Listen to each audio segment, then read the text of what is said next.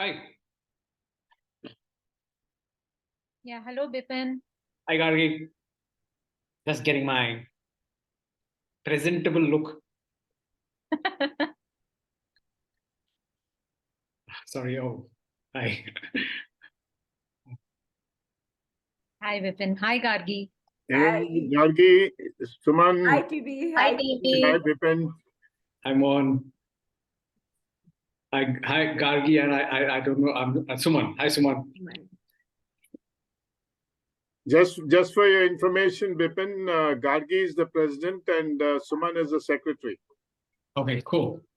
Great to meet the president and secretary. Yes. Good evening. We should say properly. Good evening to you too. And do you want to try the deck out? I think it's okay. Okay. It's no problem.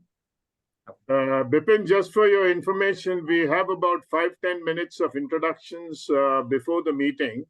So really speaking, you will probably start off, Gargi, if I'm not mistaken, around 7:40, 7:45.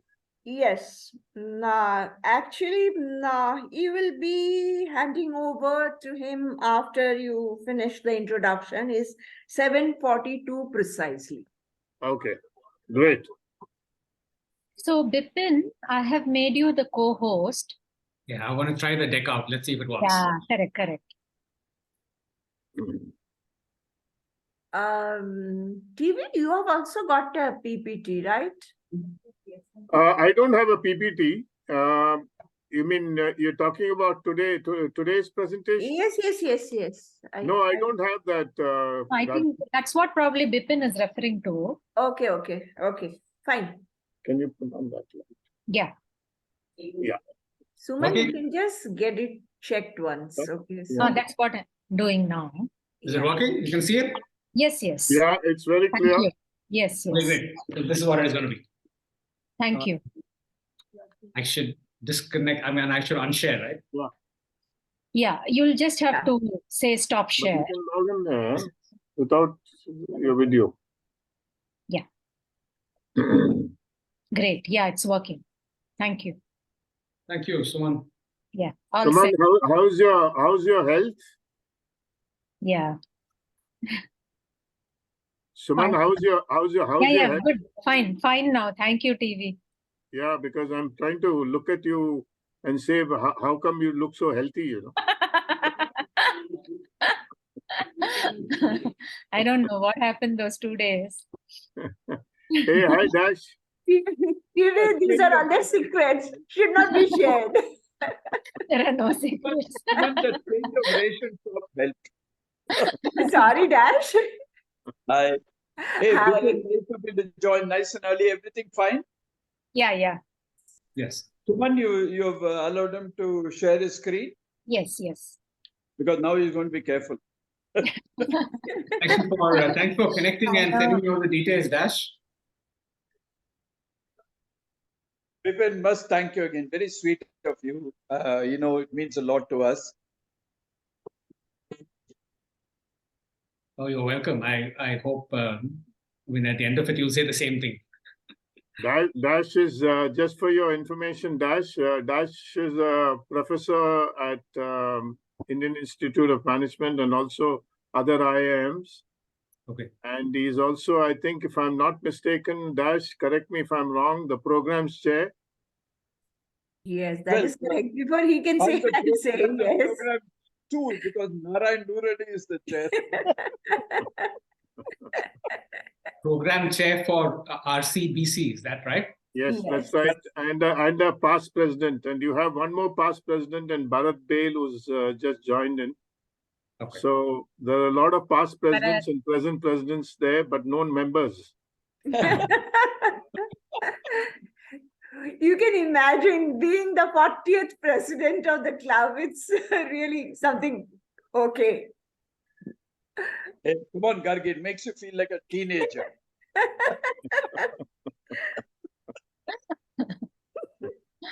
Thank you. Bipin, as you would have guessed, this is a very fun-loving, at one level, I wouldn't say serious, but very, very concerned and wants to understand the latest of stuff. But I tell you, when it comes to fellowship, having fun, I know you've addressed other Rotary clubs. Your cousin-in-laws is the best club, I can tell you. I would like to experience that in person, maybe over a drink or something, maybe when you catch up the next time. Anytime you come to Bangalore, you're most welcome. I'm based in Bangalore. You are in Bangalore. You're kidding me. I have somehow under the impression that it was Chennai. No, I'm in Bangalore. Bangalore. My apologies. My apologies. Okay, but one more thing I just wanted to say, Dash, before we start, that is, we have another club joining us in this meeting today. That is Bangalore Rotary Downtown. Okay, Right, right. so Nice to have a joint club meeting. yeah, that's why she asked me. I said, yes, in any case, we are having Zoom meetings, so you guys can join. There's no issues at all. Not only that, Gargi, average age of the club being 65 plus, it makes a lot of sense for others to join so that it lowers the weighted average age of the club. Good evening, everyone. Oh, Hey, good hi, evening. Arvind, Hi, good hi. evening. Yeah, Arvind. Hi, We Arvind. just talked about weighted Good Hi, evening, average. Sudhakar. I'll show my face. Gargi, just so that you know, when we talk of weighted average, our club produces the weighted weight and the other one produces the age. So let's be clear of that. That's why Arvind was so vibrating. No, Arvind has lost weight, he's feeling lost, but some of us who are helping the local rationing system, you know, we feel for the cause. Hi, Usha. Hi, good Okay. evening. I'm taking my video off. 1 minute. Welcome, Good evening, Usha. everyone. Usha is the president of Hi, Rotary. Usha. Hi. This is Suman. And of course, some of them. Hi, Shushila. Hi. My God, we are being inundated with the women folk. Usha, can you be a little more enlightened? Hi, Sushila. Hi. How many of us are there? Okay, 17. Hi. Usha, how many of your members have logged in? Any idea?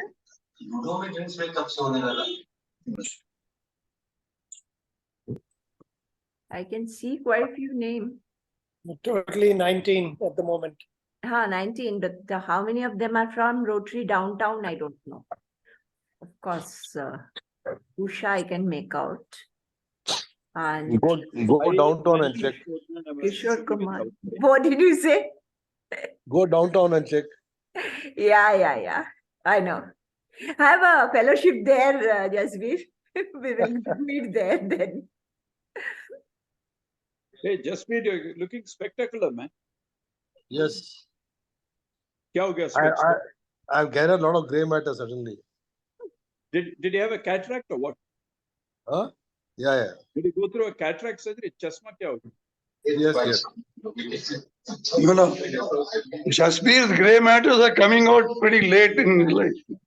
What to do? Never late. Coming out in the wrong places.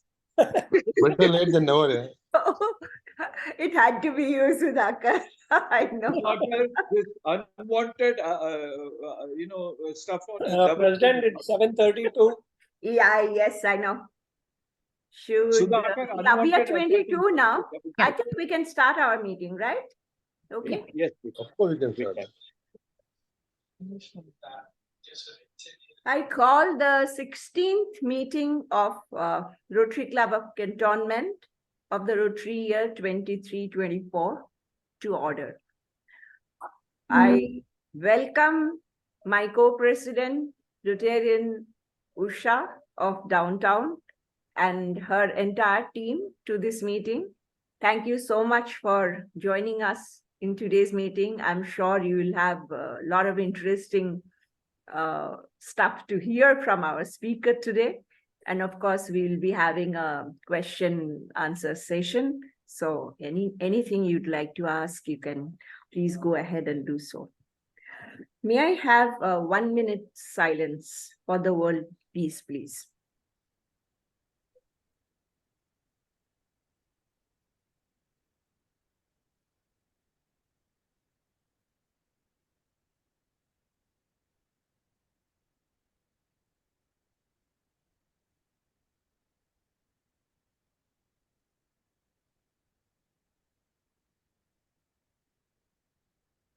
Call him again.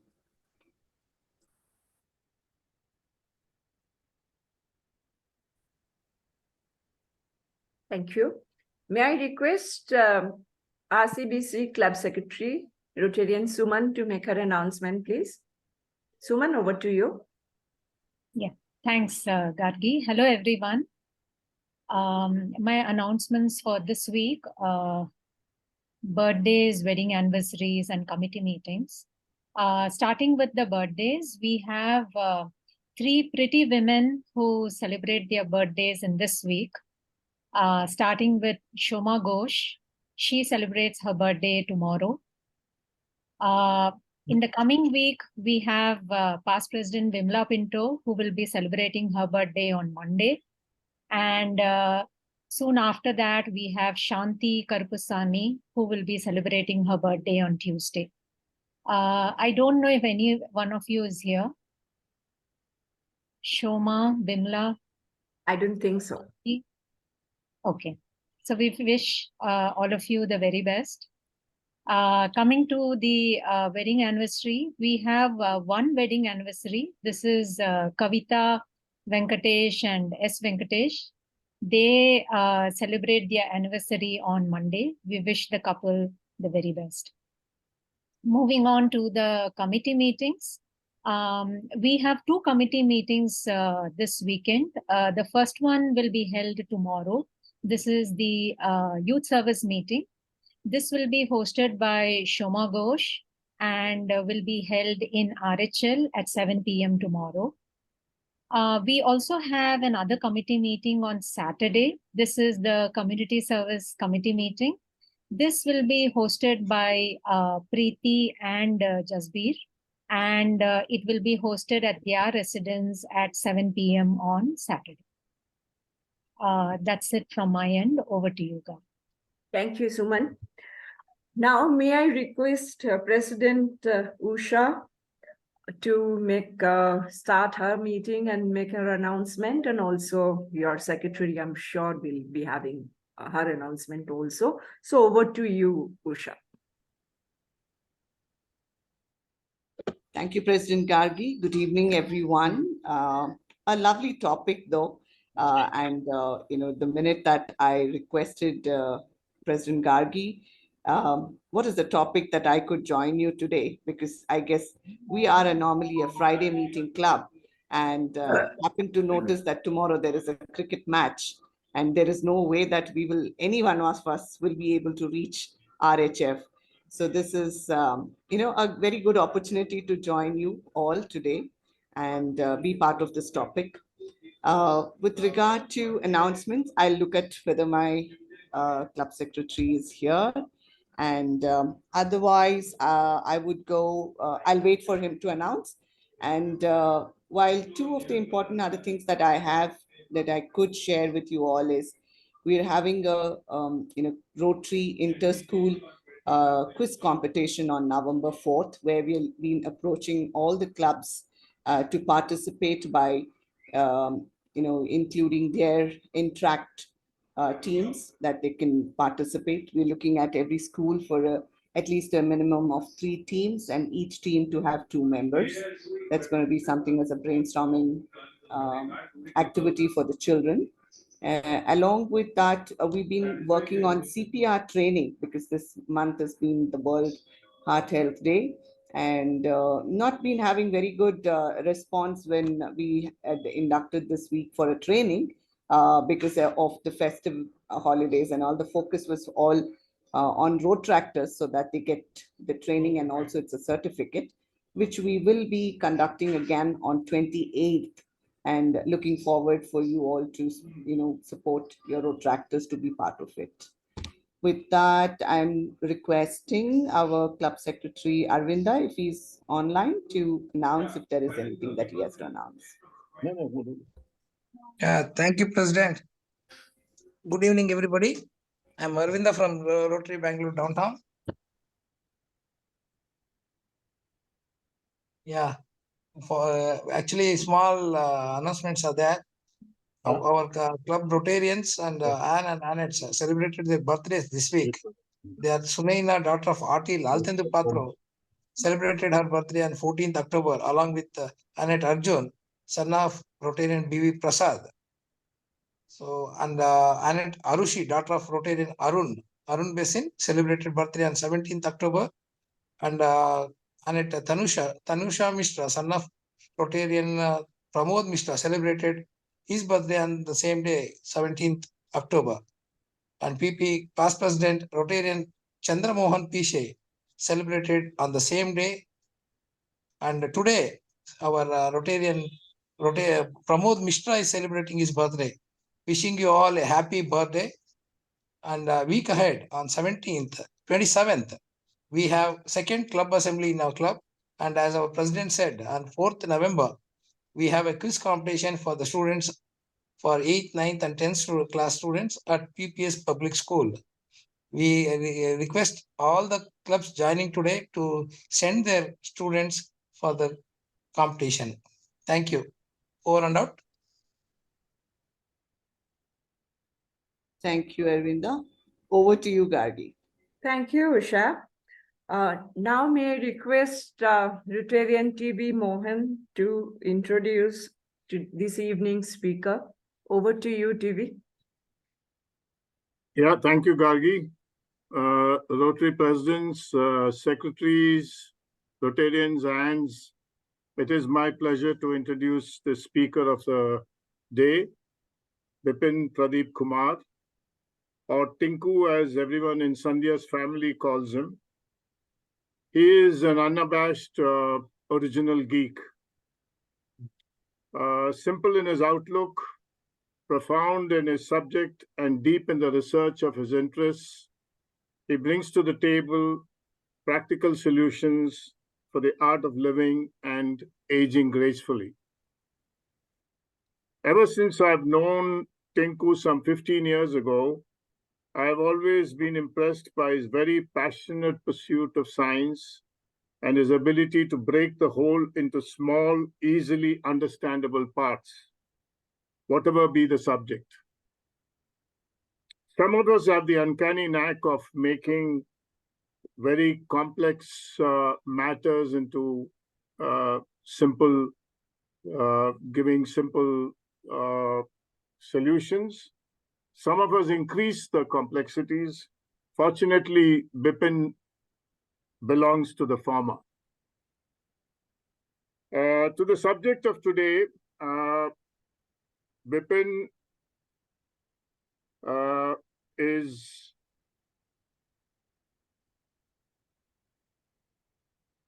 let me just go through the notes that he had sent me.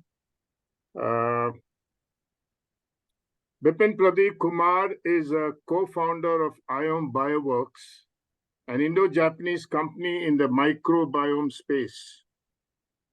Together with the Systems Biology Institute, Japan, IOM has one of the world's earliest studies on the effects of microbiome on healthy aging. Before this, Bipin had co-founded Gaia, an NASSCOM 50 company and one of India's emerging 20 companies. Bipin headed products at Jio in the past and has served as the chairman of the Smart City Group for TEC, Ministry of Communication and Information Technology, Government of India, and also as the co-chair for the Smart Cities Task Force for the Ministry of Electronics and Information Technology. He was appointed an expert with the United Nations Economic Council for Europe. Bipin has a dual MBA from Georgetown University and Essard Business School and an MSc from the University of Wales. Ladies and gentlemen, Bipin Pradeep Kumar for you. Thank you. Thank you, Mohan. That last bit of the introduction was a bit too much, but yes, privileged to be here. And as most of you must have realized, Mohan is married into a really good family. But privileged to be here. Thank you, Presidents Gargi and Usha and Suman and Arvinda and the Rotarians at RCBC and downtown. I think I managed to quickly put in downtown too on my deck, so everybody feels good and nice. But the topic, and I know it's a Thursday evening, and most of you would want to take things easy, so I'm going to make this as easy as possible. But at the same time, since it is a Thursday evening, and I'm going to start with a question. And the question is, what makes us human? You can all, unmute and speak if you can, if you want to. Go on. No. Actually, Bipin, we will be having an interactive session at the end of your speech. So no, I would like to answer. we shouldn't be disturbing the flow. Sure. How many minutes do I have, by the way? Well, your QA starts at 8:15. Okay. So you have precisely about 35 minutes. We will do better than that. So you all can go home and, or are you already at home? You can have a nice evening. But anyway, our timing is 8:30, so don't worry about it. Typically, when people ask, can I answer the question? So yes, please, Arvind, please. Sorry. Yeah, I think ability to think makes us human. Think, the ability to empathize. Some will say opposable thumb. Some will say, our mind, same the thinking piece, ability to communicate, and several other things. I mean, all of it is what we all know and recognize. Can I say something? Yes, please. Another thing is we are the only species which can tell stories. Super. Does it also mean tell lies and all that also? I mean, that's fiction. Yeah, story means lie. Yeah, and also we are the only species who can create war and conflict. And probably kill for non-food purposes also, right? So, Bipin, as you can see, the answers so far have been serious. I would like to deviate and say being human is also a brand which a well-known Khan of the Bollywood floated. That's that's correct. That's being human, correct? Yes, thanks to Mr. Salman. We become human based on our past karmas. Okay. This definition is not mine. It's that Jewish author. The only difference between humans and other species is human beings can tell stories. That is Devdutt Patnaik? No. It is that Israeli guy. Nassim Nicholas Taleb or the Noah somebody. Yuval Noah. Yeah, Harari. Yuval Noah Harari. Yeah. Yeah. Okay. Cool. Yeah. All of that is right. I mean, everything that you all said is right. How about I mean, over the course of this, maybe the next 10 minutes, maybe we will think a little differently. And I will start with this. Have you heard of something called the Human Microbiome Project? You must have heard of the Human Genome Project at least. Forget about Human Microbiome Project. Have you heard of the Human Genome Project? So I'm just going in the interest of time, and so the human biome, I think, is gut, something to do with the gut. No, the biome is everything to do with bacteria, viruses, fungi. Actually, curd rice is very good. They say. Curd rice is good. Curd rice is good. See, everything fermented is good. So is beer. So is whiskey. It depends on how you want to take it. Yeah. All of these are fermented things, right? In many ways. And that's what bacteria do to at least on the surface of what we know. But the Human Genome Project is a project, and it's an interesting thing. Take your things, and this was something that I wanted to. That kind of said, this started in the late 1990s. So we are all, in some sense, hardware, right? So the Genome Project, the DNA is the software that encodes us. It is the recipe for making us human. So the Human Genome Project started somewhere in the 1990s, late 1990s, and went on to about 2001 or 2. And they actually came to the conclusion, while initially they thought, we had several million genes, because we are the most complex animal on the planet. They thought we had several million genes, but quite humblingly, it turned out that we only had about 23,000 genes. And incidentally, this now science says, the basmati rice that is there, basmati rice has 33,000 genes. Your banana is incidentally almost 60% similar to you genetically. Anyway, these are all trivia. And the point that I'd like to get to is that we have 23,000 genes in human genes rather. And all this is something that you should look up. It's interesting to think about, and as we age and whatever. So while we had 23,000 genes, what the Human Microbiome Project started in 2007 kind of wound up in 2016. So it's not very, it's not really old science, because it was only because of advances in computing and technology that we could actually do some of these measurements, including the genes and how many bacteria we have and all that. So anyway, what the Human Microbiome Project said was that genetically we have about, while genetically we have about 23,000 genes, we have about 2 million bacterial genes in us. I'd like you to, forget about pondering, but please do your Google search and all that and find out and come back, or rather take it forward. So in many ways, we are more bacteria genetically than we are human, by a factor of 100 at least. By a factor of 100 at least. So it gives you a different perspective of what makes us human. We are more bacteria.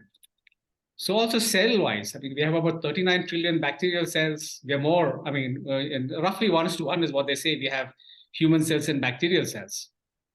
So it takes a story forward in terms of bacteria being microbes. Let's put it that way. But microbes being being a significant component to who we are, each one of us. Genetically, while each one of us, genetically each one of us on this conversation, pretty much around you, etc., are 99.9% similar, incidentally. But by virtue of the different bacteria that is there in us, even though we have so many, we are supposed to be different by about 80%. And that is supposed to be a significant contributor to what makes us as distinct individuals. Again, if I talk about humans, many yesterdays ago, obviously, if I were to ask my son, I have a 13-year-old, by the way, almost 14. He acts like he's 18. If I were to ask him, and if you were to ask me, who are our ancestors? 2-3 years ago, I would have said, this chimpanzee. I'm sure most of you would too, unless somebody's read Harari and will actually think of something different. But to put a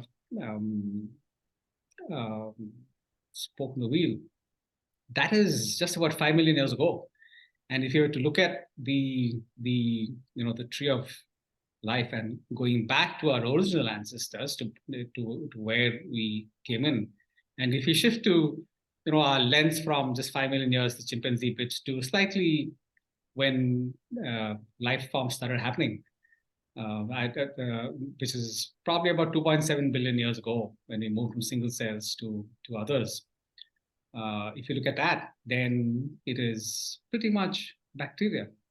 It is pretty much bacteria and viruses and fungi, archaea to be a family of in the kingdom we call archaea. If you look at the taxa that makes us.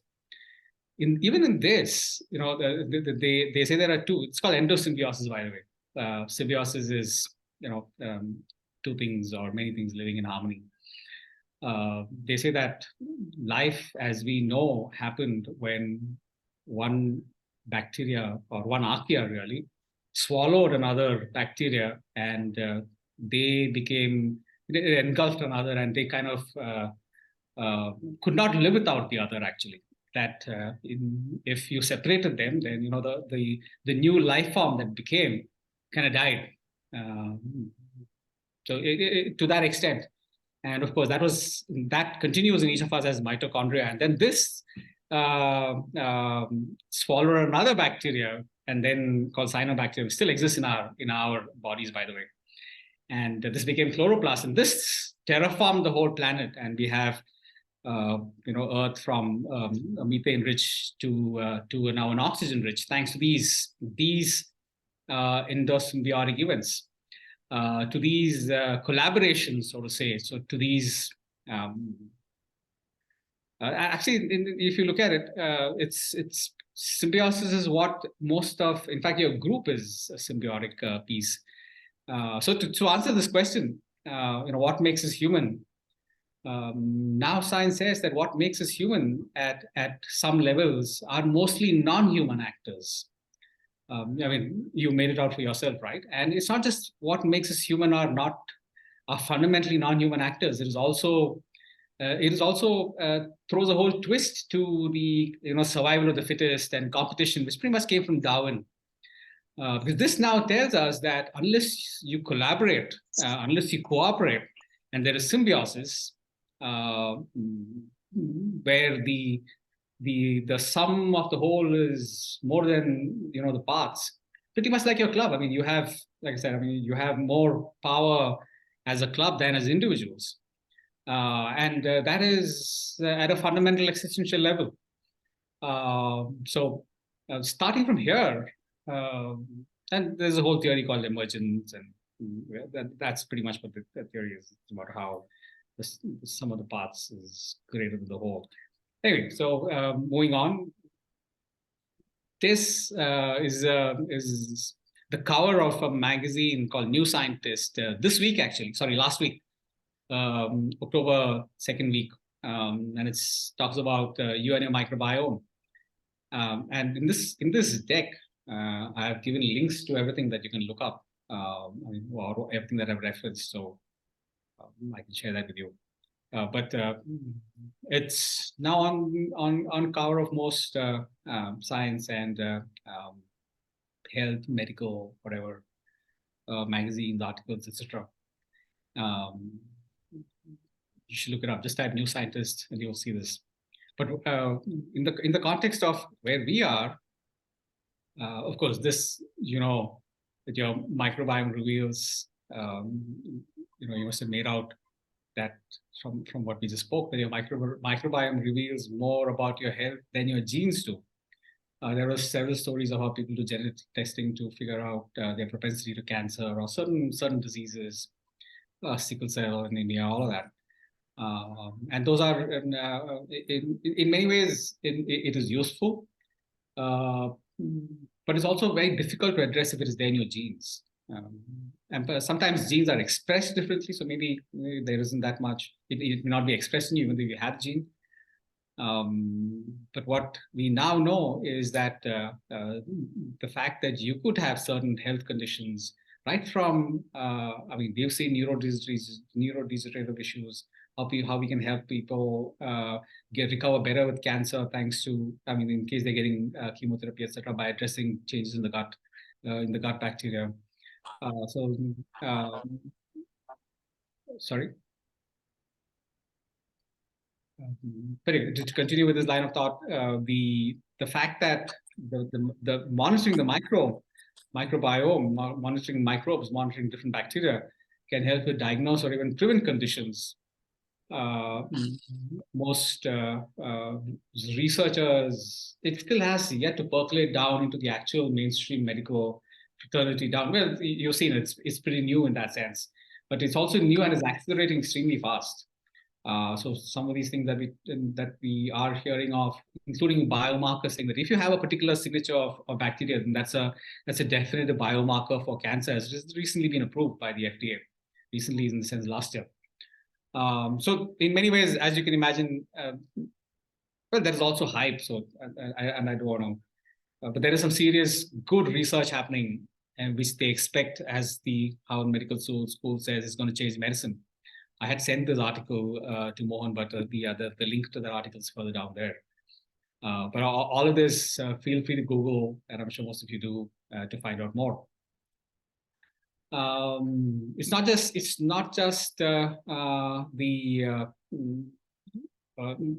also on the mind, and it says I mean, there's a whole gut-brain axis, which traditionally, as Indians, most people are already aware. I mean, like somebody said, there's curd rice, but then there's also idli and dosa in the south, several other fermented foods.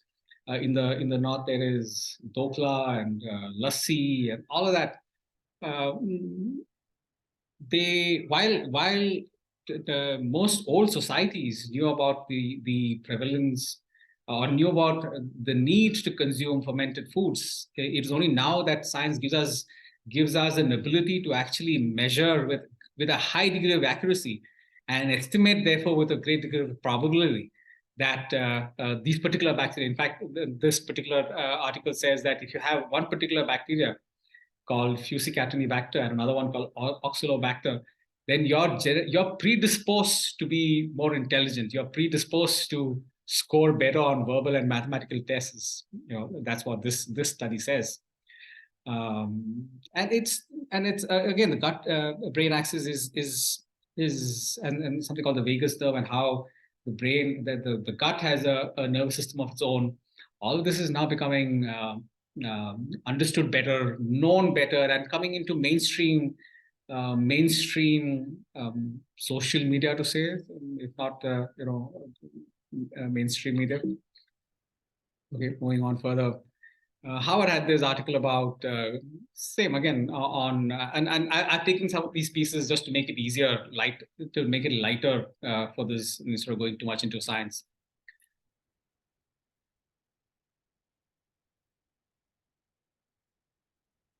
Yeah, this was from the Harvard Gazette again recently, that spoke about happiness. Actually, there is a company that I am aware of that is actually working on a pill which includes certain bacteria that you can consume to feel happier. But this is what this study says, that two strains really. If you look at the taxa, Firmicutes and Ruminococcacea, that are there in people that are happier. And on the other hand, in fact, this is the converse is also true. That means if you don't have this, apparently you have more negative emotions.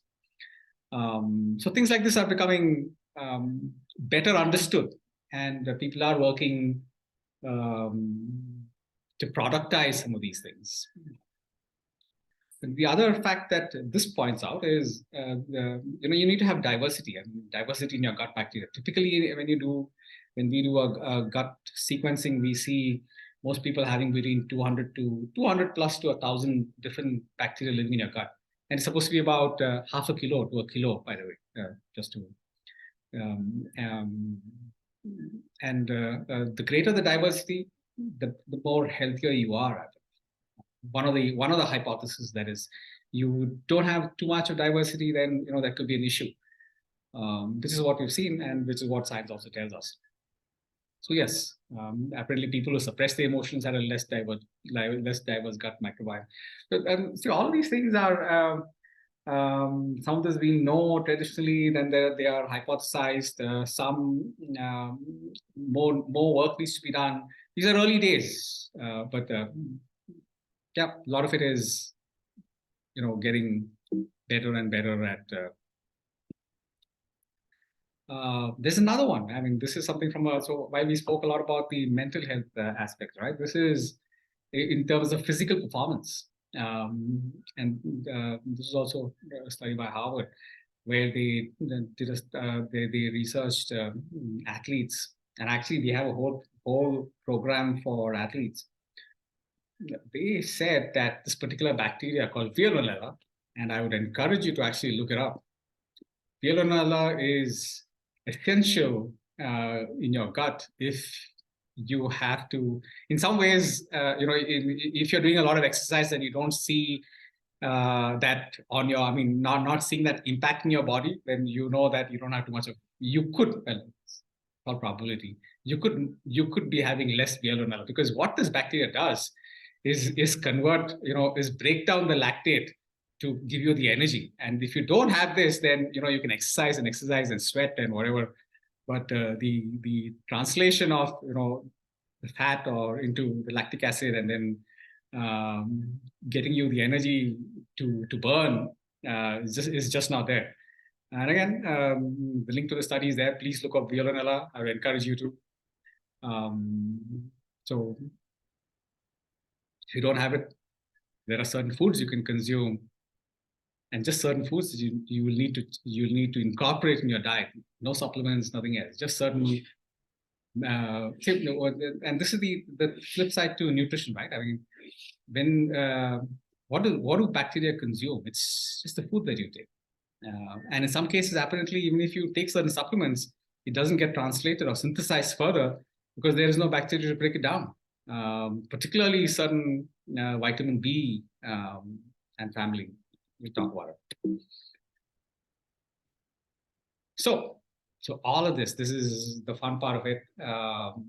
Science now tells us that almost 95% of the serotonin, I'm sure all of you know, is in some way being looked at, from Alzheimer's, Parkinson's, all of that, is produced in the gut. Almost 50% of the pleasure hormone, almost all of you know, in fact, there's a book written about dopamine. Apparently, 50% of the dopamine is also produced in your gut. Things to do with, obesity and satiety. Satiation or satiation, saying that I'm happy with the food that I've eaten. There's a chemical called ghrelin and leptin,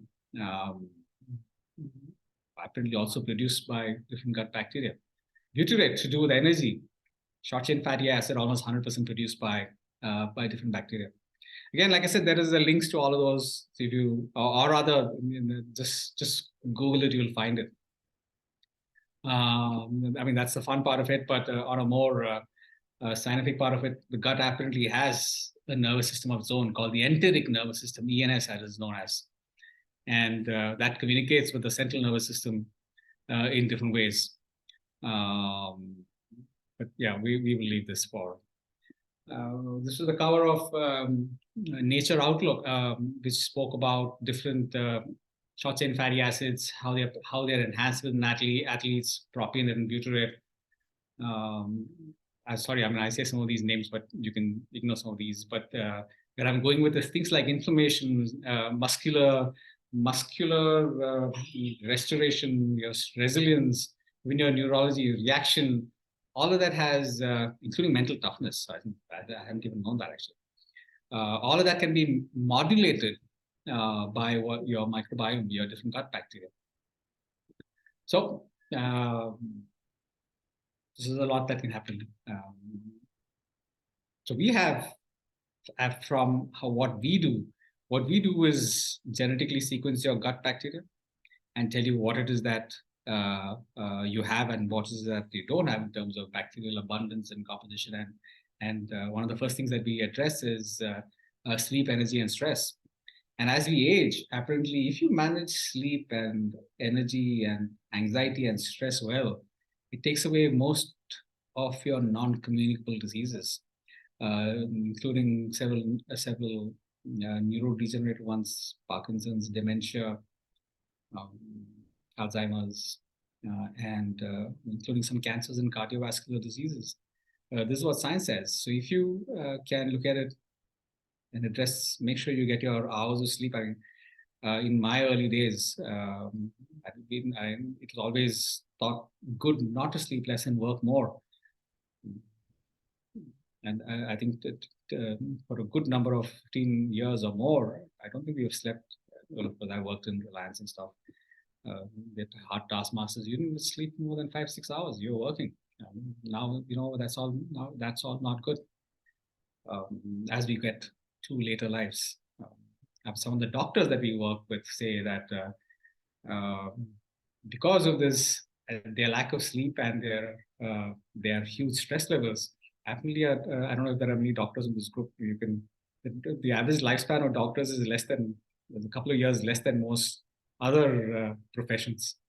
Anyway, so one of the first products we have is on resolving sleep and energy and stress, just using natural dietary practices, pretty much based on traditional science, which we have blended into the biochemistry of food. Look at the ancient older dietary practices have just been given a nice tinge with modern science. So this is a narrow and deep area. Then we have another one which is gut 360. Actually, IBS is something that we worked with currently working with gastroenterologists. If you have something bad gut, etc., then we correct it just using dietary practices again. The other way we have is a 360 view of your gut, where you look at propensity. I'll quickly walk you through it. So the gut sense product, where we tell you the relevant bacteria that affects these three major areas, and we optimize it for you. And this is where technology comes in. As you can imagine, now we can predict with a great degree of probability, saying that TV's gut is here, and if he needs to improve his sleep, then we need to get certain bacteria to this level. And knowing TV's conditions and etc., it could be optimized to this. We layer it with Ayurveda, like I mentioned, and then we do a personalized.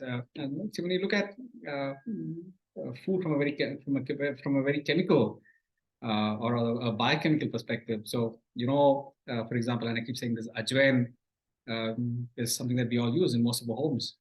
Ajwain has a chemical component, or rather 60, maybe about 30 to 60 individual chemical components. One of them is thymol, and thymol is something that certain bacteria consume. Well, it's not just certain bacteria, but other things consume.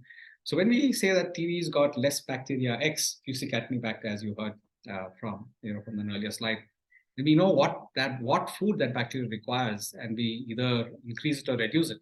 So it's a straight computer match. Anyway, and not too much time. So, and there are detailed diet plans that are special consumed. So this is one of the products. When we look at, when we say gut 360, these are the 7 areas that we look at in terms of digestive health, that looks at bloating and flatulence and diarrhea, and how this goes a little serious into Crohn's and ulcerative colitis. At a superficial level, we don't address it deeply. At a superficial, tell you that you have a vulnerability. Your gut talks about your vulnerability for some of these conditions. Metabolic health includes BMI. I think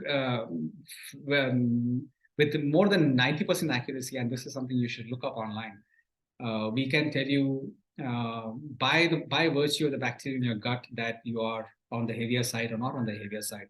That I don't think we can tell you what your BMI could be, but between ranges, we can tell you what your BMI will be. That you're this heavy, you're this light, whatever. We can tell you just by looking at the bacteria. So also adiposity, in terms of let's say an appetite, satiation, like I spoke of some time back, ghrelin, leptin. If you know the bacteria that produces, we can tell you that you will be satisfied with the less amount of food, or despite eating, you still want more, because these chemicals are produced which push you to do that. Heart health, cholesterol, HDL, the LDL, blood pressure, cardiovascular health, coronary artery disease, all these, and the rest. Your vulnerability towards this is something that we can tell you by looking at bacterial composition.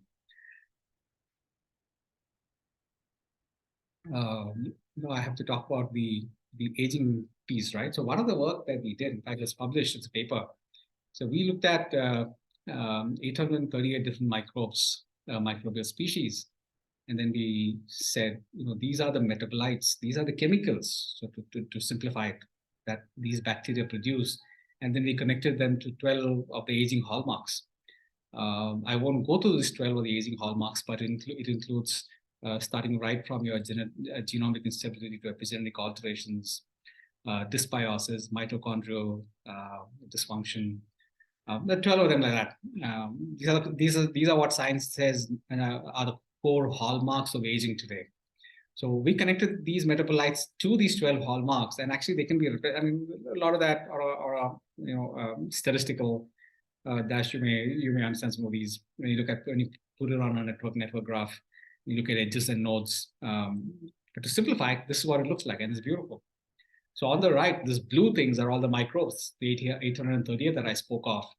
And then you can connect them to these 260 different chemicals. And these 262 different chemicals to these individual hallmarks of aging. If I were to look at telomere attrition, telomeres from an aging perspective are things at the end of a chromosome, and apparently as we age, they just become shorter and shorter. So if I had to look at it and say, for Narayana, for instance, I see on the screen, the microbes indicate that it could be faster or worse off than somebody else, or better off than somebody else. Then we know which are the metabolites to look for, and therefore which microbes. And so this is a study that we're doing. This is a study that we're actually pretty much winding up actually on how microbes actually affect aging. Anyway, I think we're almost at time. To summarize, microbes affect more health conditions than we thought, and than we even know today. And I think this is only going to the velocity of this is only going to be more and more. The second one is a purely it's a behavioral piece, right? I mean, fundamentally, I mean, historically, right from the beginning of evolution, it is not about competition. It is not about survival of the fittest. It is about collaborating. It is about cooperating. But I think, as members of a particular club, you all know it better than most others, that how collaborating brings out, how cooperating brings out more than everything else. And of course, you need to live well and age healthy. There is a lot of thing on longevity. We ourselves look at longevity, but the Western science looks at aging as a disease. Eastern science looks at aging as a process, and as part of the process, you need to do it well. And that is something that we are researching. That is something that, happy to work with you folks. I hope some of my team, at least one of my team members here, you can reach out to us and see how it is that we can do things together. And the last is, if you want to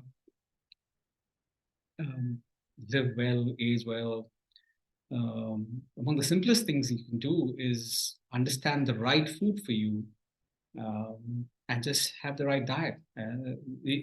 But I know that's probably the hardest thing to do. It may be easier to just pop a pill, but you don't need to do that. Simple understanding of it more than anything else, because there are things that we find that for some people you can eat millets. They say don't eat wheat and don't eat rice.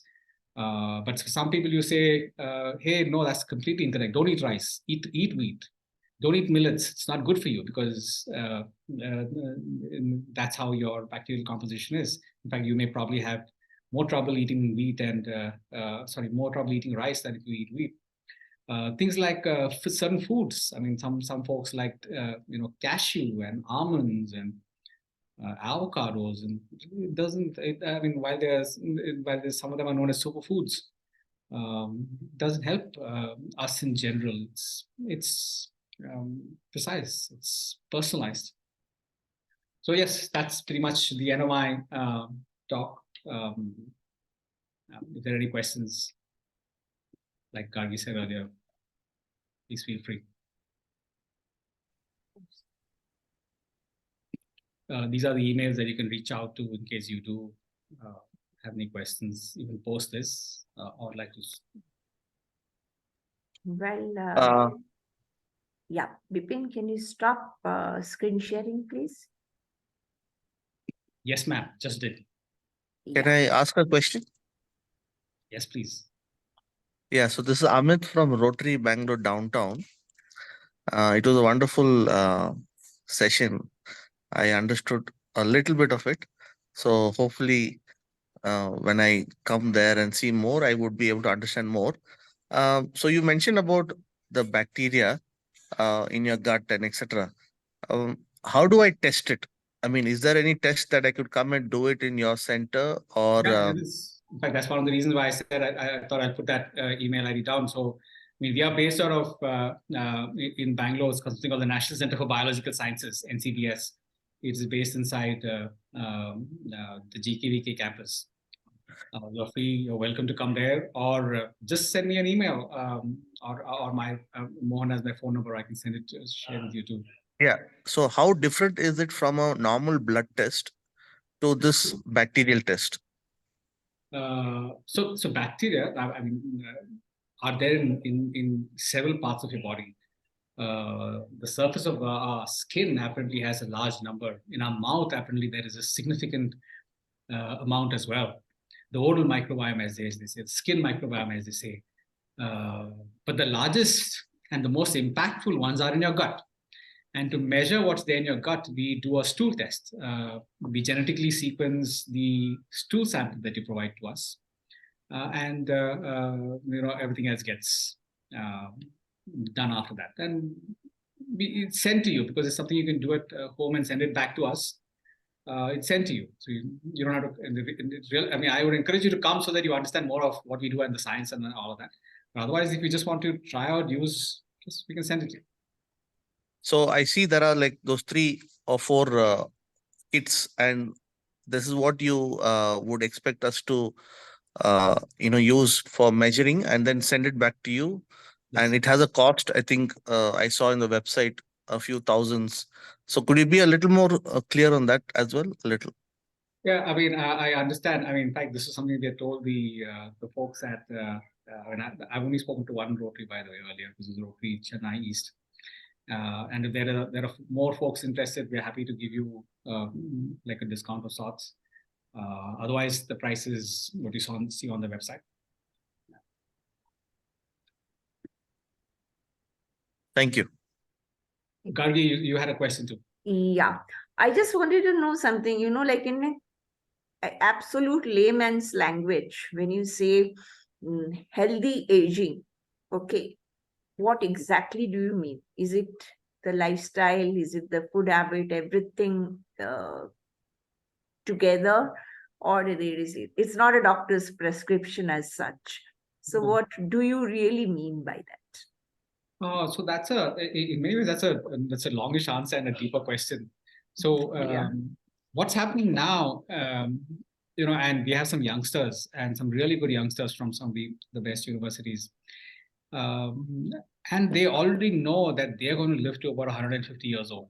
I mean, and they flaunt it. No, I wouldn't say with arrogance. It's more with knowledge. And most people now are of the opinion that the person will. I mean, we all lived about 100 years old. Now, aging healthily is largely an Eastern philosophy of not falling sick, not having several of these conditions, taking medicines, and then living to that age, and then living, So, I mean, largely you shouldn't have several of these diseases or conditions.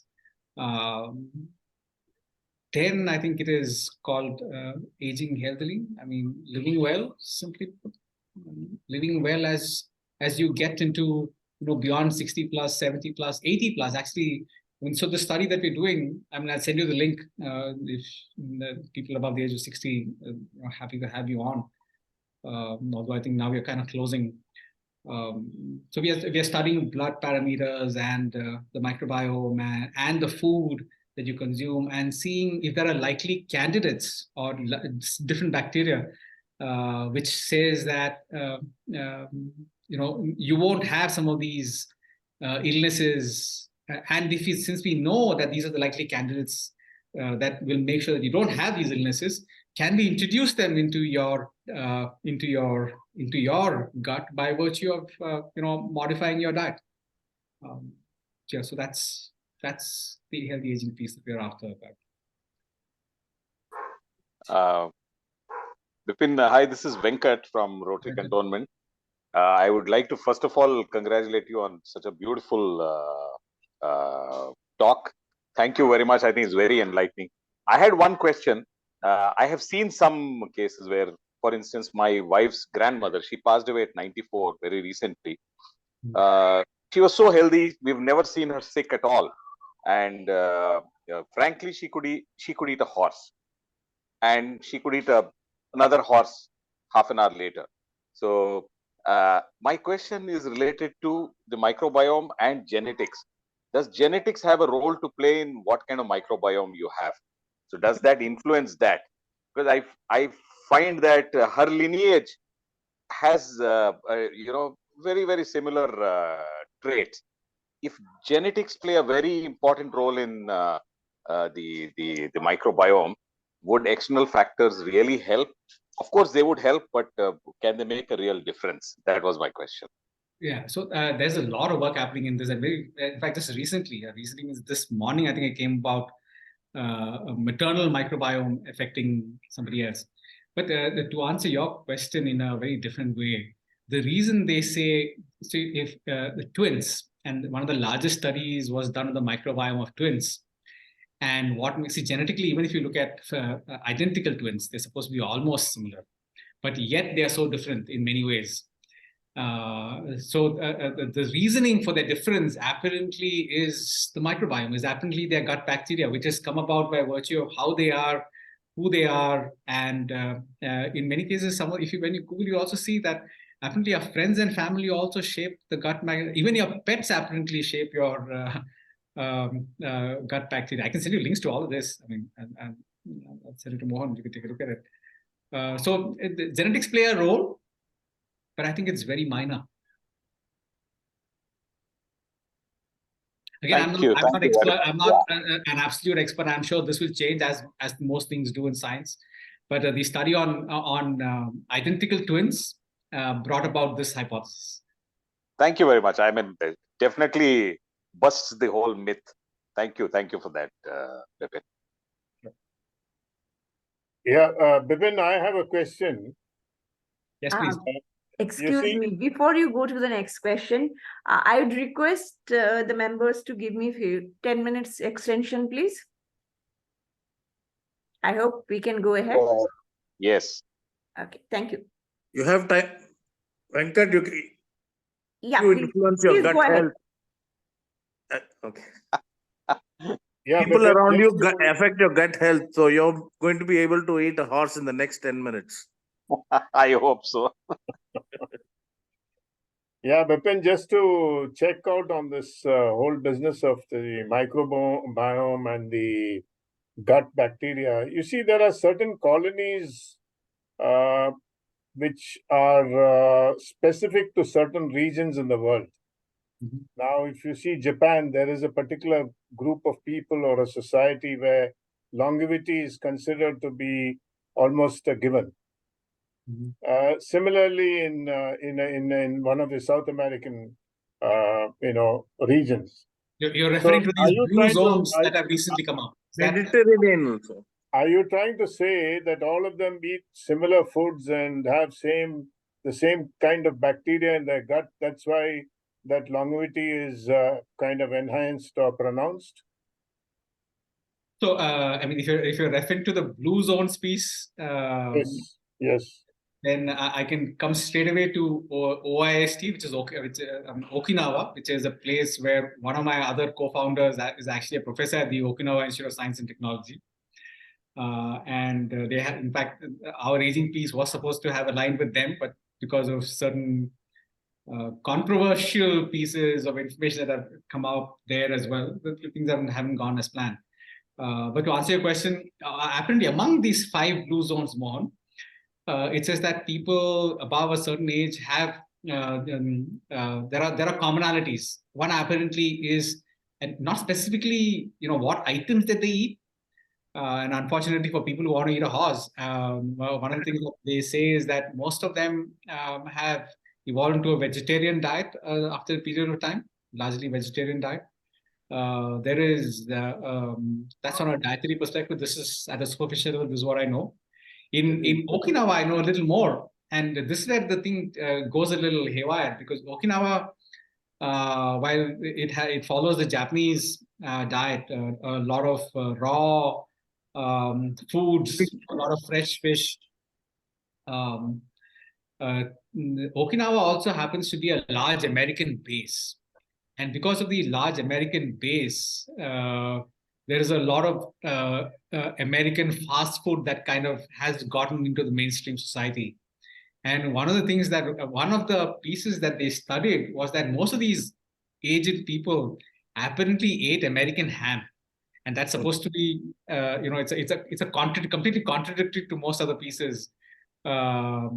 So yes, so you have, on one sense, commonalities about vegetarian piece coming along, and including the people, several people in Okinawa, by the way. But this has been thrown to the wind, so to say, because of this one piece where this American base coming in and a lot of these junk food, American junk food coming into mainstream society. I hope I answered the question, your question, in a way that I don't have full answers. It's just bits and pieces of information that are there, and some quite contrary to the others too. Okay. Okinawa, personally, I know well enough. Like I said, because my co-founder is from Okinawa. He's a professor at OIST. Yeah, thank you. There is a Mediterranean people also who live very long. And apparently the Mediterranean diet is very good. That's because, and here is, see, one of the things that India lacks is data. India, as much as we also want to do stuff, there aren't many research studies happening in data. And maybe you asked the question, Dash, but we contribute just 1.8% of global medical health data. So the largest number of studies are done on, in European and American societies. And among these, the Mediterranean diet is considered the most healthy. I would say it's because they haven't done enough studies on Indian diets too. But yes, the healthy Mediterranean diet of meat and vegetables, all of that is supposed to be raw mostly. It's supposed to be what people need to strive for.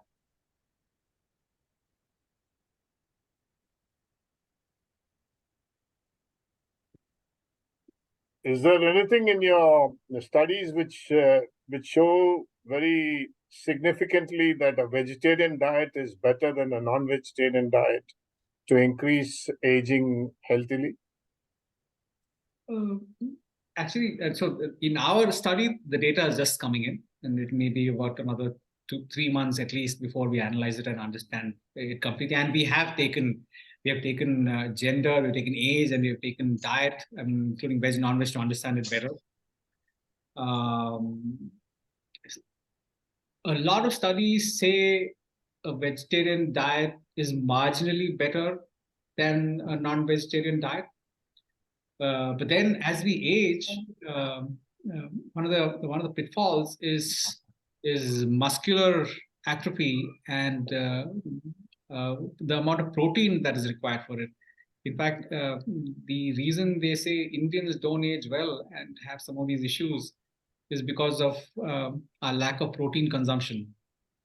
Again, I may be very generic about this, but a lot of the Europeans are supposed to age better, at least from a physical perspective, because of the amount of protein they consume. So yes, there is things saying vegetarian diet, and there are also things saying you need animal protein and not just plant protein. Yeah, thank you. Is there a difference between animal protein and plant protein? Oh, huge difference. Huge difference. In fact, if you look at the study, in fact, the TDU, the people they're collaborating with have a huge Gurmeet. I encourage you to come over and meet some of us. They have, there's a whole Western world moving to plant protein, right? I mean, plant-based meat, so as they say. Apparently, it's more difficult to digest plant protein. It's easier to digest animal protein. Simply put. And even in plant protein, the reason soy is more common, unlike some of the others, is because our body digests that better than some of the other proteins. So yes, in a short, Is it because soy is usually fermented? I don't know the answer to that actually. Because in the Southeast Asia, they eat tofu and Yes, those sort of products which are fermented, no? yes. Soy, but tofu is not plant. What is it called? Plant. Yeah, it's like. But I don't know the answer to the question. But I know the people who do, and I can connect you to people who do. Yeah. I think there's a question from Usha. Will you please? Yeah. Please unmute, Usha. Thank you, Bipin, for sharing all this input to us. The question I have is everything more related to the food as a food, or is it also about the water and the drinking of water? Because it's always also said that many people say that drinking water is important, while there are many say don't take too much of water. So is that also got something to do with the whole thing about the gut and being healthy gut? That's a which is more on tummy, right? Yeah. So so hydration, when water comes to do with hydration, right?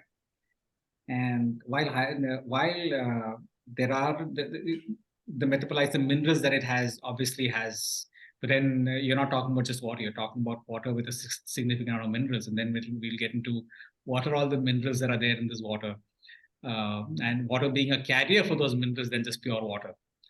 I think it would depend on what kind of water you're drinking, to be honest. If you were to look at that at a mineral level, but if you were to just look at hydration,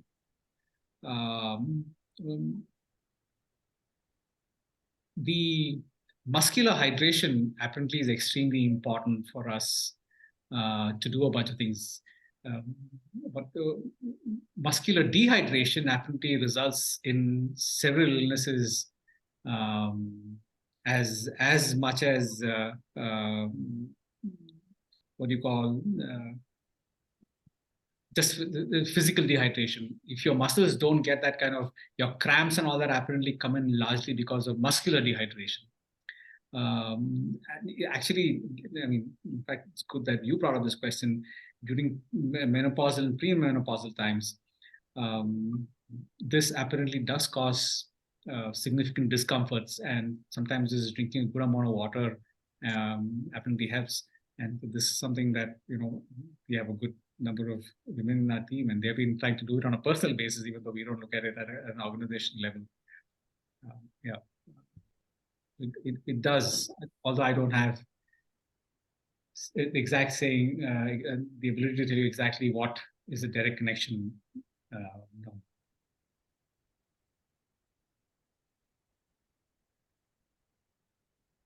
Well, is there any other question? I'm sure something will be coming up from somewhere.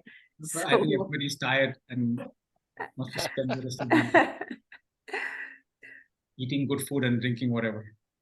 Yes, I know. I mean, the definition itself is very difficult. What is the ideal definition is very difficult to say. That is what it is. It's right. Personalized and precise. Yep, that's true. Right. So I guess no one has got any more question at this point of time. And Bipin has shared his contact details. So anyone wants to get in touch with him, definitely can do that. And of course, TV or Dash are there, so we can always get the details from them also, how to contact him. Right. Now I'd request Dash to give the vote of thanks, please. Thank you, President Gargi and President Usha. I'd like to start by, first of all, thanking the Rotary Club of Downtown for joining this meeting. It's been an absolutely fascinating evening, as I'm sure all of us will agree. when TV Mohan, first of all, I want to start by thanking TV Mohan, because TV said, I have my cousin who has done this talk with another Rotary Club, and it's all about the microbiome and health. And so I said, it sounds fascinating. We do need a speaker to talk to us through this. And so TV, thank you. May I say Bipin, or as we now know, you're called Tinku. It's been a fascinating evening, Tinku, for the kind of background that you have, the kind of ventures you've floated, the kind of initiatives that you've been involved with. It's been truly international and fascinating.